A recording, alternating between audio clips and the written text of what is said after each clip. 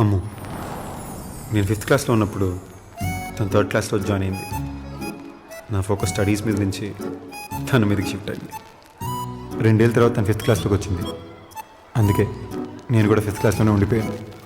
ఫెయిలియర్స్లో కూడా సక్సెస్ ఉంటుందని నాకు అప్పుడే అర్థమైంది.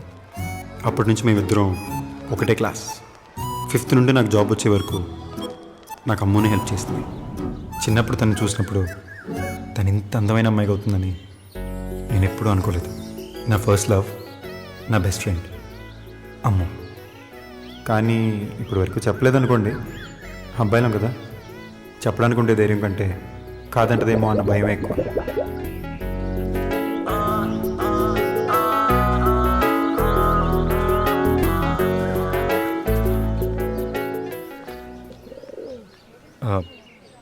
సారీ, అంటే వచ్చేదారిలో పెద్ద బస్సు వచ్చి చిన్న ఆటోని గుద్దేసింది.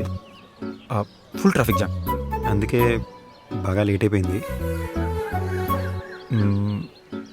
రీజన్ చాలా చెత్తగా ఉంది కదా. It's okay, next time better reason ఇస్తాను. అంటే లేట్ కూడా రాను.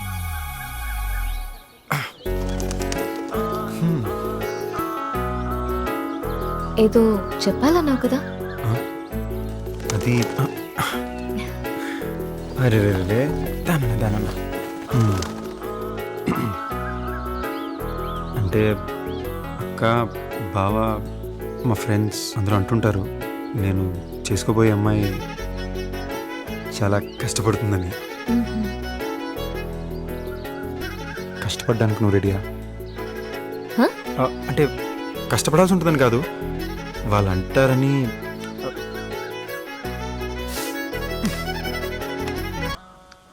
ఈవినింగ్ టైం, చల్లటి గాలి, ప్రేమించిన అమ్మాయి, ఫస్ట్ కిస్.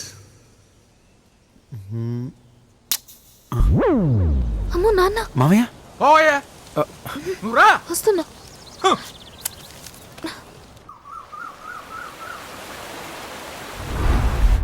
సాంప్రదాయంగా అక్క బావతో కలిసి అమ్మాయిని అడగడానికి వాళ్ళ ఇంటికి వెళ్ళాం. అంకుల్కి నేను నచ్చానో లేక నా జాబ్ నచ్చిందో తెలియదు, కానీ అంతా బాగానే జరిగింది.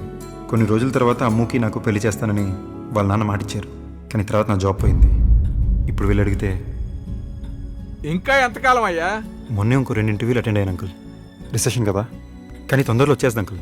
పాజిటివ్గా రెస్పాండ్ అయ్యారు. నువ్వు ఆ క్యాసెట్ ఏసి నా చెవులు గళ్ళడిపోయినాయి. ఆ రోజు ఏదో ఎమోషనల్ లో మీ వాళ్ళందరూ ఉన్నారు కదా అని ఓకే అన్నాను. అది గుర్తొచ్చినప్పుడల్లా నా చెంప నేను ఎడాపెడా వాయించేసుకుంటున్నాను. తండ్రులు జాబ్ లేని కొడుకులను పోషించగలరేమో గానీ జాబ్ లేని అల్లుళ్ళని పోషించే స్థాయికి ఇంకా ఇండియా ఎదగలేదు. యాండి, ఏంటి? కనీసం అమ్ము కోసమైనా సంజు కొంచెం టైం ఇవ్వచ్చు కదా.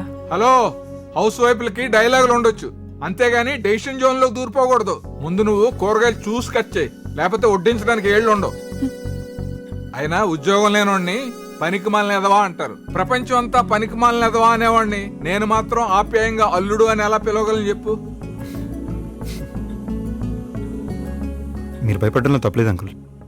ఓ తండ్రికి మీ బాధ్యత కనిపిస్తుంది. కానీ మీ మాటలే, నేను అమ్ముని పెళ్లి చేసుకుంటాను మీకు మాట ఇవ్వలేదు అంకుల్. తనకిచ్చాను, తను నాకిచ్చింది. మేము ప్రేమించుకున్నాం అంకుల్, పెళ్లి చేసుకుంటాం, పిల్లల్ని కంటాం, వాళ్ళని పెద్ద చేస్తాం, మళ్ళీ వాళ్ళకి పెళ్లి చేస్తాం. ఈ మొత్తం స్టోరీలో మీరు నాకు పెద్ద కనిపించట్లేదు అంకుల్. మా అయితే పండగలకో పుట్టినరోజులకో కలిసి భోజనం చేస్తాం అంతే. మీకు తెలియకుండా ప్రేమించుకున్న మాకు మీకు చెప్పకుండా పెళ్లి చేసుకోవడం పెద్ద కష్టం కాదు అంకుల్. మిమ్మల్ని వచ్చి పర్మిషన్ అడిగామంటే అది మాకు మీ మీద ఉన్న గౌరవం. ప్లీజ్ మీరు దాని అడ్వాంటేజ్కి తీసుకోవద్దు అంకుల్. ఫైనల్గా